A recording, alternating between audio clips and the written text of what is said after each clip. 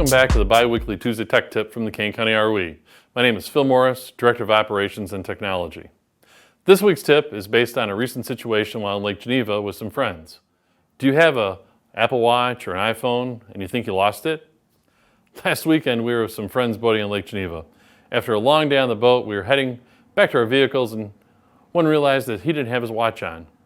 You always go to that worst case scenario of it must have gone into the lake. I asked if he'd ever used the Find My app on his iPhone.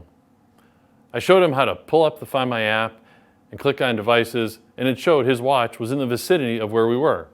We decided to start walking back down towards the lake, and it notified him he was within 150 feet, and then closer and closer. When we reached the boat and I took a look where he was sitting, I found the watch had fallen off and dropped into a cup holder, luckily.